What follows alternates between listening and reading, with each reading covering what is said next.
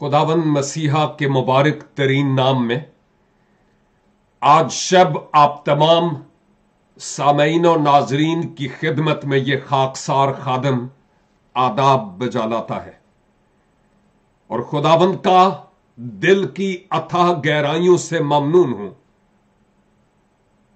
कि ये खूबसूरत लम्हात मेरी जिंदगी में इसलिए अनायत हुए कि मैं अपने खुदावंद की हमदो सताइश जो आपने की सुन सकूं और उसके वसीला से बरकत पा सकूं, आपकी दुआओं के वसीला से बरकत पा सकूं और फिर खुदावंद के इस जिंदगी बख्श कलाम के वसीला से आपके साथ मिलकर बरकत पाने वाला हूं। इस आजाज के लिए मैं खुदावंद का शुक्र अदा करता हूं और जीवन भर खुदावंद की सेवा और खिदमत में मैं लगा रहूं 24/7। फिर भी मैं खुदावंद के इस एहसान का कर्ज इस सेवा के जरिया से चुका नहीं सकता। मेरे अजीज भाइयों और बहनों, खुदावंद के कदमों में गुजरा हुआ एक लम्हा भी बेदीनी के हजारों साल गुजरने से कहीं ज्यादा ग्रां कद्र है। आज आपकी खिदमत में वक्त से फायदा उठाते हुए जबूर 42 के आखिरी हिस्से पर बात करूंगा। 42 जबूर बहुत मारूफ जबूर है।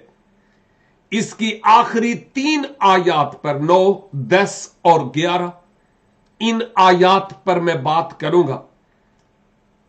अगरचे हम इन आयात की तफसीर तशरीह पर तो जाएंगे ही, लेकिन इसके साथ साथ इस जबूर के पस मंजर, इसकी बैकग्राउंड और मजीद कुछ हमारे इल्म में इजाफे के लिए बातें हैं जिनका जिक्र करना जरूरी समझता हूं, क्योंकि 42 जबूर का मुतालिया अभी इख्तिताम पजीर होगा। इसके बाद फिर इसके बाद के मज़ामीर शुरू हो जाएंगे। तो मैं इस वक्त से भरपूर फायदा उठाना चाहता हूं। इन 3 आयात को आपकी खिदमत में तलावत किए देता हूं। 42 जबूर की आखिरी 3, 9, 10 और 11 कलाम मुकद्दस में यूं लिखा है, मैं खुदावंद से जो मेरी चट्टान है कहूंगा, तू मुझे क्यों भूल गया। मैं दुश्मन के सबब से क्यों मातम करता फिरता हूं। मेरे मखालिफों की मलामत गोया मेरी हड्डियों में तलवार है, क्योंकि वो मुझसे बराबर कहते हैं, तेरा खुदा कहां है। ऐ मेरी जान, तू क्यों गिरी जाती है। तू अंदर ही अंदर क्यों बेचैन है। खुदा से उम्मीद रख, क्योंकि वो मेरे चेहरे की रौनक और मेरा खुदा है।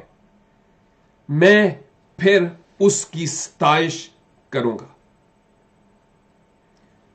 याद कीजिए कि ये जो जबूर है, ये जबूर की किताब, पूरे जबूर की मैं बात कर रहा हूं। पूरे जबूर की किताब यानी 150 मज़ामीर 5 मुख्तलिफ कुतुब पर मुनकसम है और पॉसिबल है कि अगर आपने अभी अपनी बाइबल मुकद्दस खोली हुई हो और जो तर्जुमा इस वक्त मेरे पास है, अगर आपके पास भी वो हो तो आप देख पाएंगे कि इस 42 जबूर के ऊपर लिखा है दूसरी किताब। इस जबूर के शुरू होने से पहले ही शाह सुर्खी के तौर पर दूसरी किताब लिखा हुआ है। तो याद कीजिए कि 150 मजामीर 5 मुख्तलिफ कुतुब पर मबनी है। 1 से 41 तक का हमने मुतालिया किया, जो जबूर की पहली किताब थी, और 42 जबूर से हम जबूर में जो दूसरी किताब है उसका मुतालिया कर रहे हैं। ये जो कुतुब का जबूर की किताब में मुनकसम होना या तकसीम होना है, यह जब अहदे अतीक का आखिरी नुस्खा मुरत्तब हुआ, तब यह जो तकसीम है हमें नजर आती है। और इसका फायदा है क्योंकि हम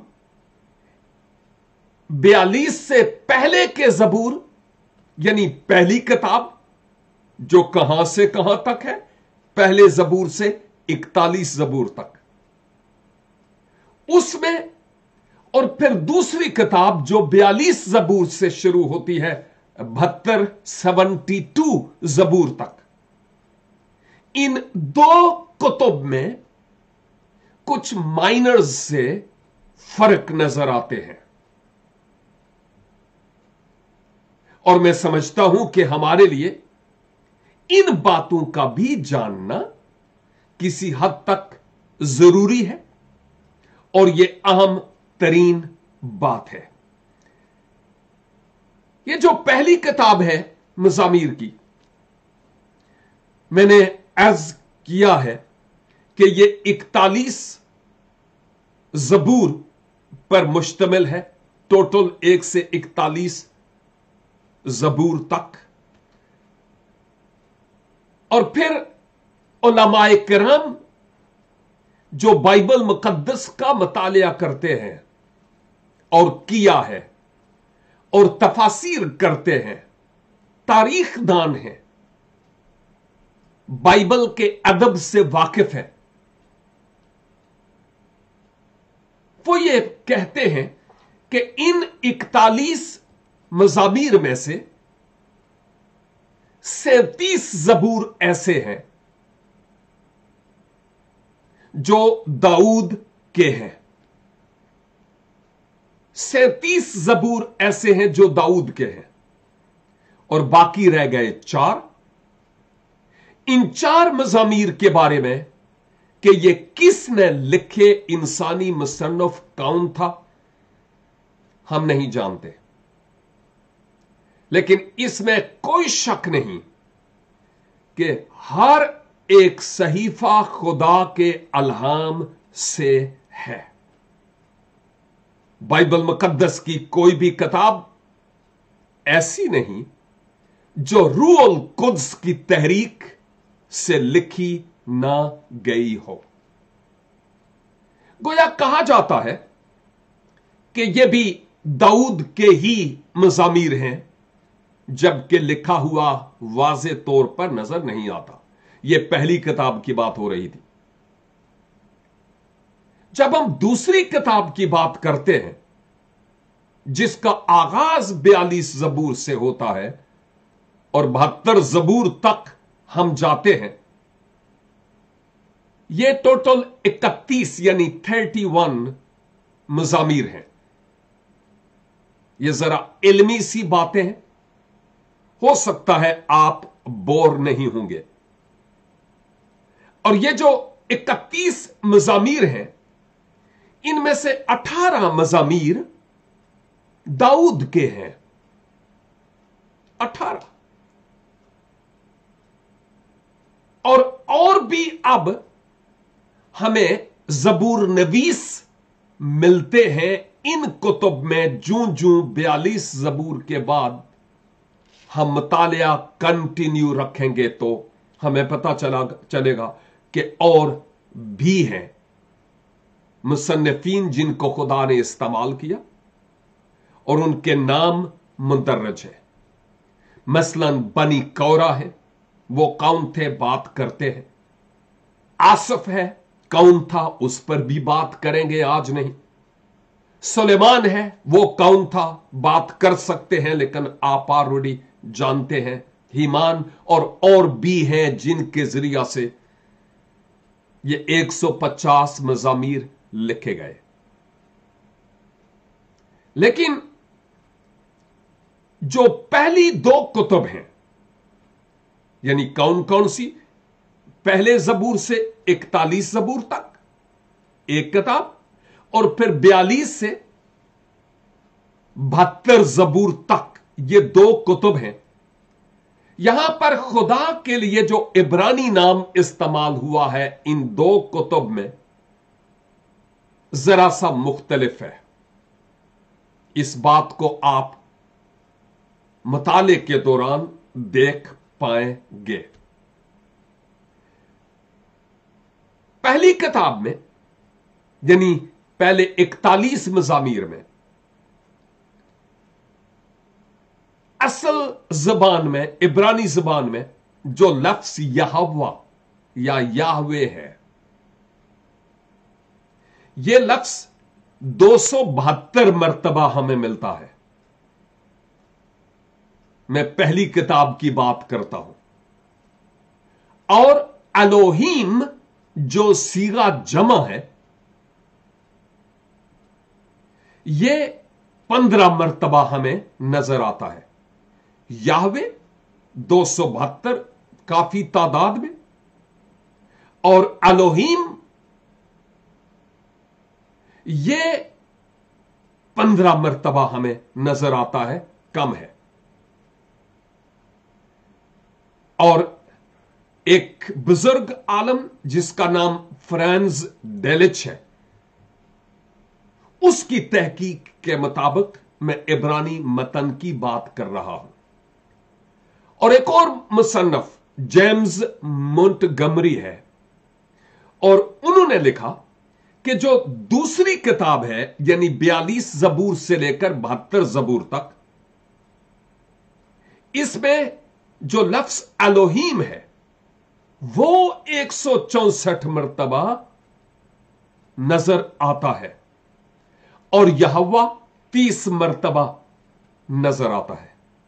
तो आप देखते हैं कि जो पहली किताब है उसमें यहोवा नाम ज्यादा मर्तबा मुस्तामल है, और दूसरी किताब में यहोवा कम मुस्तामल है। पहली किताब में एलोहीम कम मुस्तामल है, और दूसरी किताब में जो एलोहीम है वो ज्यादा मर्तबा आया है। तो ये थोड़ा सा हम फर्क देखते हैं जो हमारे इल्म में इजाफे का सबब भी है और जानने के लिए भी है कि असल में इसके पीछे और क्या वजह हो सकती है। अब जब जबूर 42 शुरू हुआ, उन बातों पर जिन पर हमारी बहन लैलानी और हमारे दूसरे भाई बात कर चुके हैं, मैं उन पर बात नहीं कर रहा हूं। मैं जरा हट कर बात कर रहा हूं। जब लिखा है मीर मुगन्नी के लिए बनी कौरा का मशकील, मीर मुगन्नी पहले भी कह चुका हूं क्वायर का डायरेक्टर, लेकिन उलमा कहते हैं कि सारा जलाल यसू के लिए है, स्ताइश और प्रस्तश उसी के नाम की है। इसलिए मीरे मुगन्नी असल में खुदा ही मीरे मुगन्नी है, इसके अलावा कोई और नहीं है।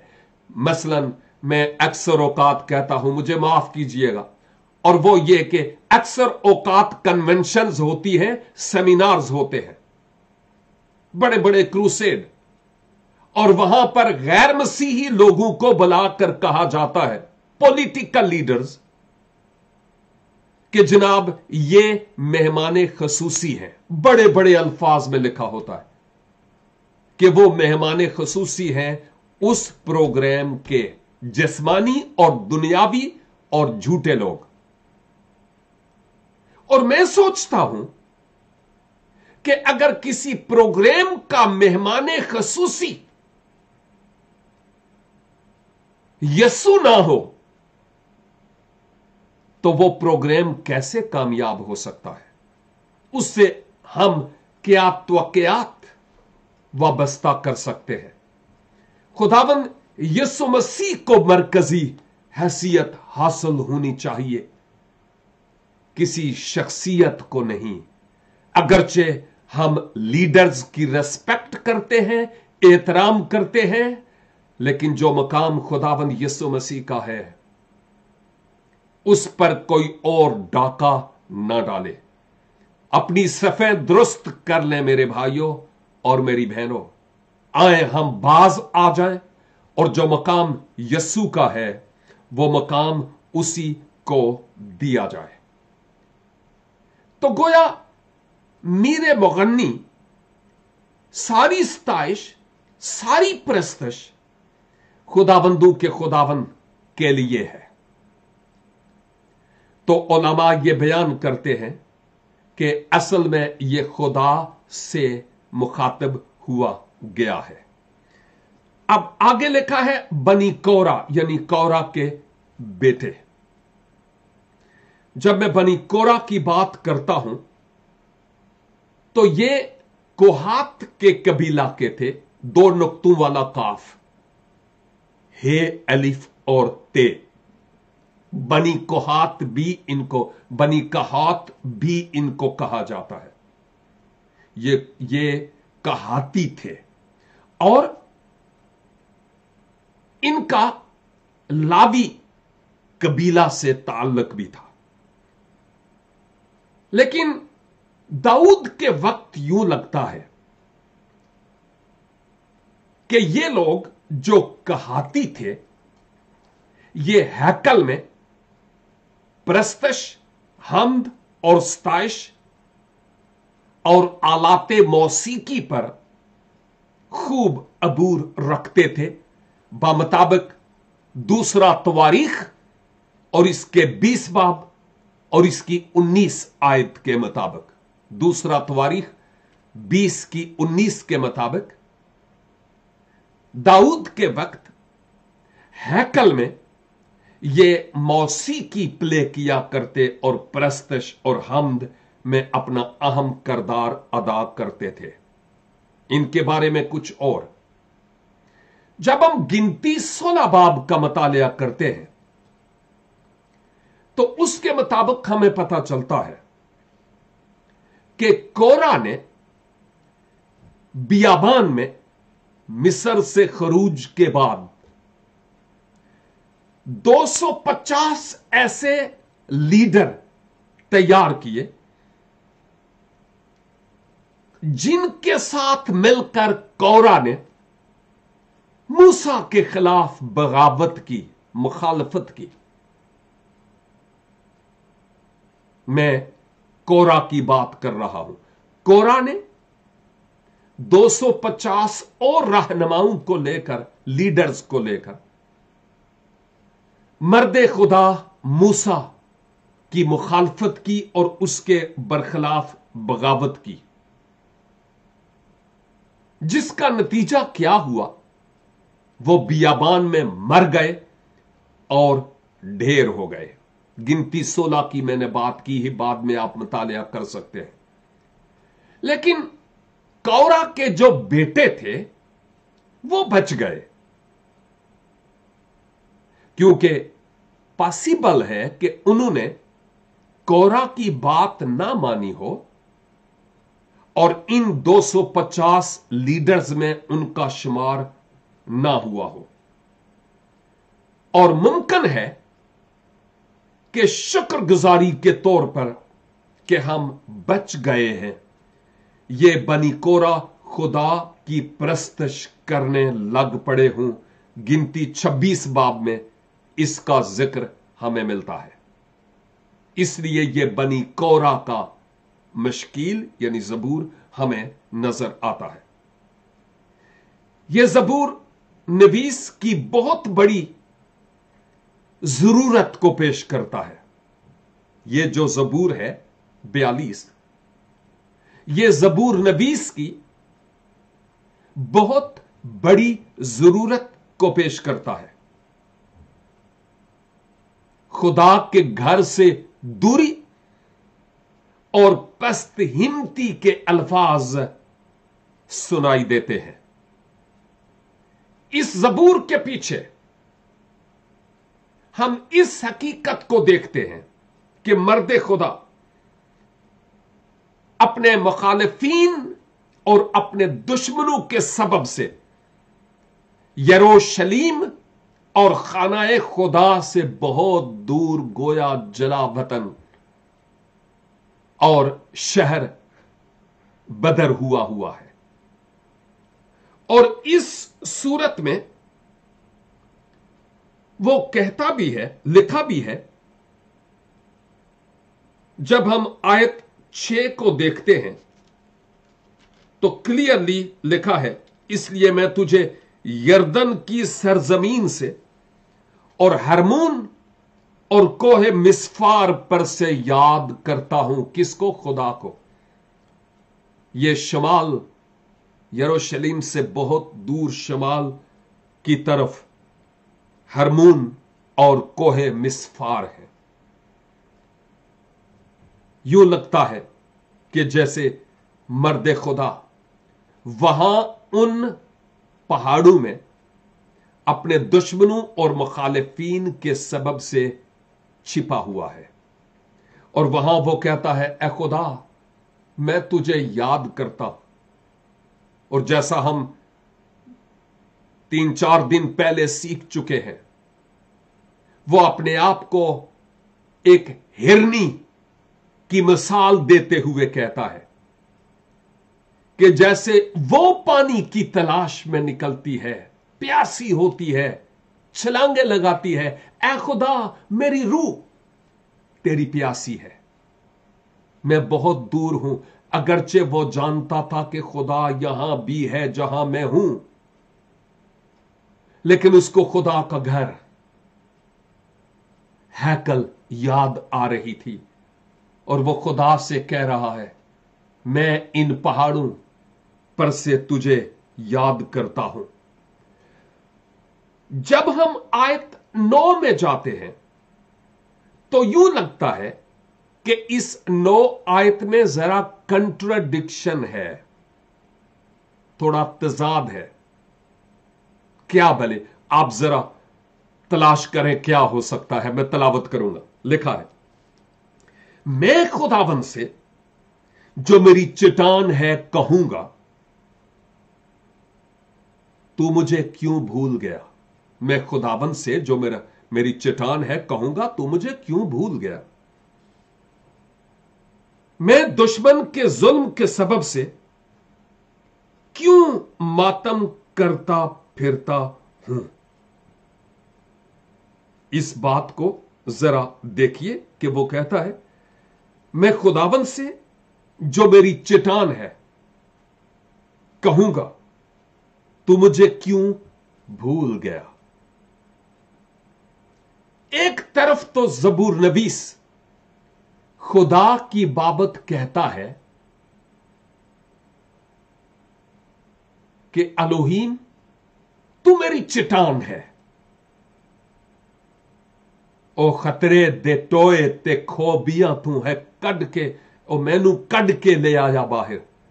चट्टान उत्ते रखे पैर मेरे ते बख्शीए कदमां नू उस्तवारी।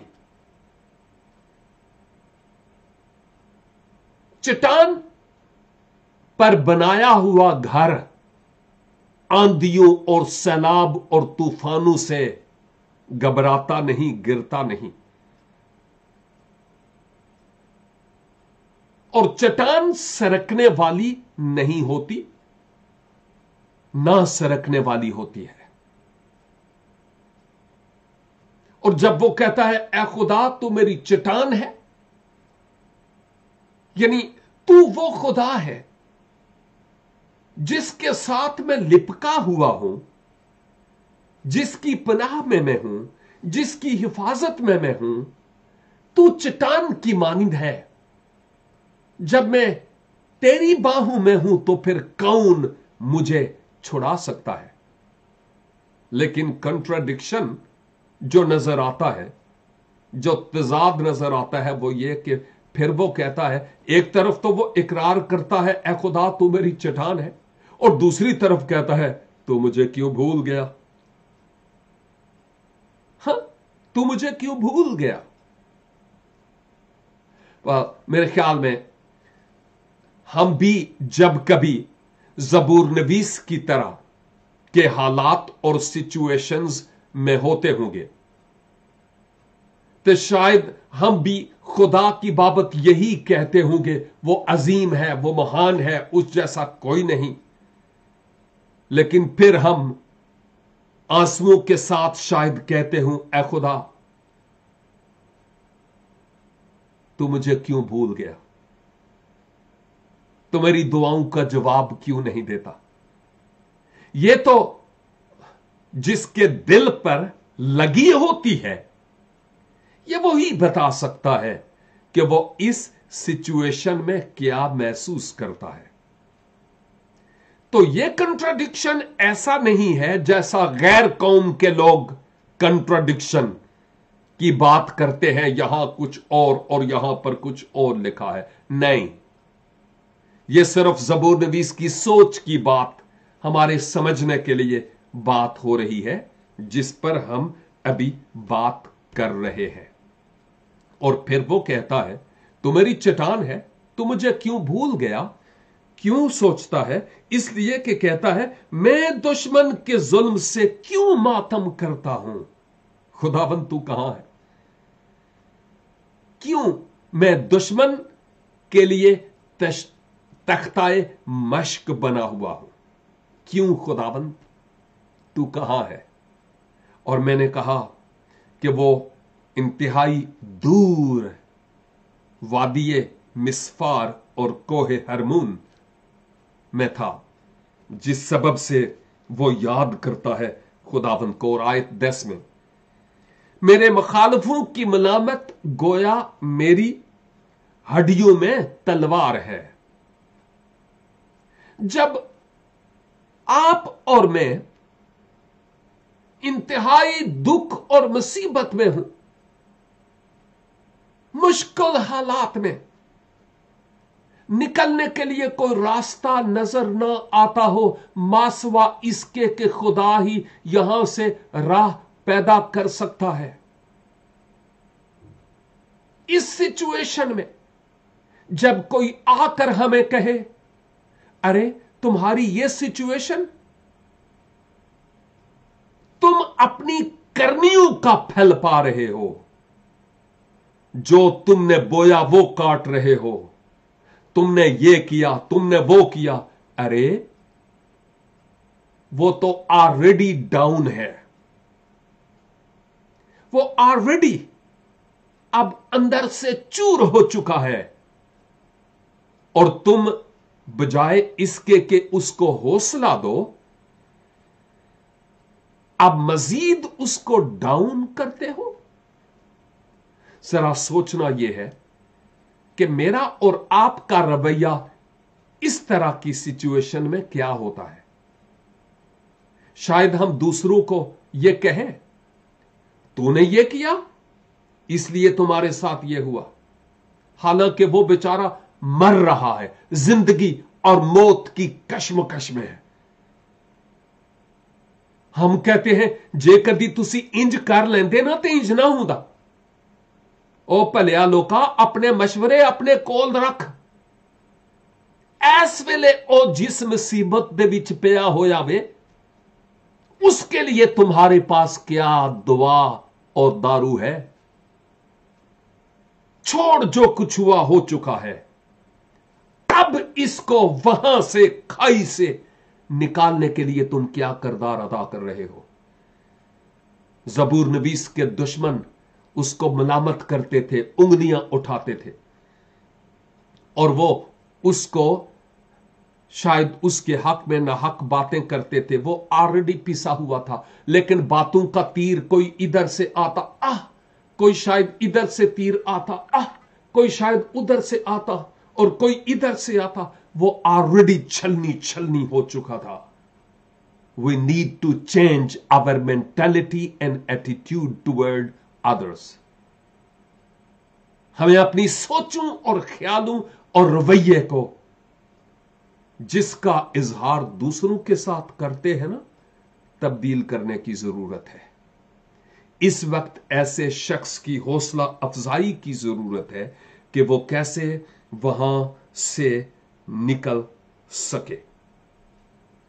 और आयत 11, बल्कि 10वीं आयत का दूसरा हिस्सा, मेरे मुखालिफ, उनकी बातें मेरी हड्डियों में गोया तलवार है, क्योंकि वो मुझसे बराबर कहते हैं, तेरा खुदा कहां है? कहां है तेरा खुदा जिसके तुम गुण गाते हो?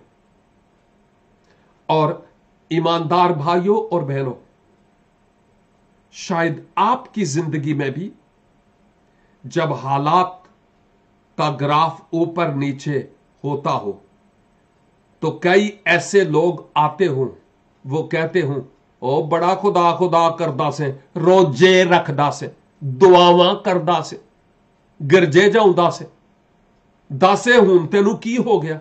भाई, दुआएं और रोजे ये हमारी खुदा के साथ मोहब्बत का इजहार है। मैं इस सिचुएशन में क्यों हूं? मैं ये जानता हूं कि खा मेरे किसी पाप के सबब से है या मेरे ईमान का इम्तिहान, खुदा रोमियो 8:28 के मुताबिक बुराई से भलाई पैदा करना जानता है। बस अपनी जिंदगी और अपना जीवन उसके नाम करने की जरूरत है। तुम पूछते हो कि तुम्हारा खुदा कहां है? मेरा खुदा मेरे दिल में है, मेरी सोचों में और मेरे ख्यालों में। वो इन हालात में मुझे कभी छोड़ेगा नहीं। और फिर जबूर नवीस, अपनों से, दुश्मनों से, उनसे तो तवक्के की भी नहीं जा सकती। कोई पॉजिटिव हौसला अफजाई की बात जब नहीं पाता, तो फिर वो अपने आप से मुखातब होता है और कहता है, ऐ मेरी जान, तू क्यों गिरी जाती है? तू अंदर ही अंदर क्यों बेचैन है? अपने आप से मुखातब है। खुदा से उम्मीद रख, क्योंकि वो मेरे चेहरे की रौनक और मेरा खुदा है। मैं फिर उसकी सताइश करूंगा। जबूर नवीस अपने आप को हौसला देता है और वो कहता है, ऐ मेरी जान, तू क्यों यूं गिरी जाती है? क्यों मुंह लटकाया हुआ है? क्या मसला हो गया है तुझे? ये हमारे लिए बड़ा गहरा सबक है। तू अंदर ही अंदर क्यों बेचैन है? क्या रीजन है? और जरा ये आयत तो 11 थी, जरा 5 आयत देखें, वहां भी लिखा है, ऐ मेरी जान, तू क्यों गिरी जाती है? तू अंदर ही अंदर क्यों बेचैन है? खुदा से उम्मीद रख, क्योंकि उसकी निजात बख्श दीदार की खातिर मैं फिर उसकी सताइश करूंगा। चूंकि ये इब्रानी पोएट्री है, शायरी है, इसलिए यह बात फिर से दोहराई जा रही है अपने आप से कि खुदावन से उम्मीद रख, क्योंकि वो मेरे चेहरे की रौनक और मेरा खुदा है। दुनिया से मैंने क्या तवक्के करनी है, मेरी तवक्के मेरे खुदावन से है। वही मेरे चेहरे पर फिर से रौनक लाएगा और फिर से मैं अपने खुदावन की सताइश और हमद करूंगा। मेरे अजीज भाई और बहन, तू जो इस वक्त अपने आप में गिरा गिरा महसूस करता है और करती है, अगर तुझे लगता है कि कोई भी तेरे जख्मों पर मरहम रखने वाला नहीं, सब नमकदानी अपनी पॉकेट्स में लिए इर्द गिर्द बैठे हैं, तो मैं ये कहूंगा भूल जाएं सब कुछ। अपने आप से ये कहें, ऐ मेरी जान, तो क्यों गिरी जाती है अंदर ही अंदर। खुदावन से उम्मीद रख, वो तेरे चेहरे की रौनक और तेरी बहाली है, तेरी निजात, तेरी बखलसी है, तेरे बंधनों को तोड़ने वाला, तेरे चेन्स को ब्रेक करने वाला। ही इज चैन ब्रेकर, ताकि तुम फिर उसकी सताइश करने वाले हो सके। और जब तक खुदा हमारी जिंदगी में काम करता है, हम उसको काम करने दें। हम इस ज़बूर के लिए खुदावन का शुक्र और खुदावन की तारीफ करते हैं कि हमने बड़ी खूबसूरत बातें इल्मी तौर पर भी, इल्म इलाहियात के तौर पर भी, तवारीखी तौर पर भी और अमली जिंदगी के ताल्लुक से भी ये बातें सीखी है। आए हम दुआ करें और अपना बोझ खुदावंद को दे दें। खुदावंद यीशु आए ही इसीलिए कि मेरा और आपका बोझ उठा ले।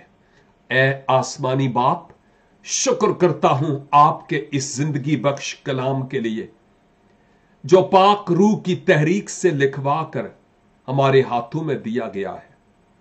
खुदावंद हमें फजल अनायत फरमाए कि आपके कलाम के मुताबिक हम अपना जीवन बसर करें, हमारा ईमान कभी मुतजलजल ना हो, और जिन हालात से हम गुजर रहे हैं हमारे ईमान को मजबूत कीजिए कि हम आपके चेहरे के दीदार के तालिब हों और हमें कभी जुम्बश ना हो।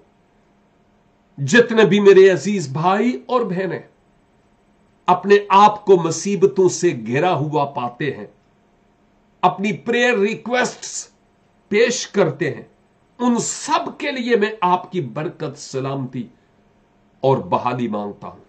अपने लोगों को बरकत दीजिए, उनका मुस्तकबल बदल दीजिए।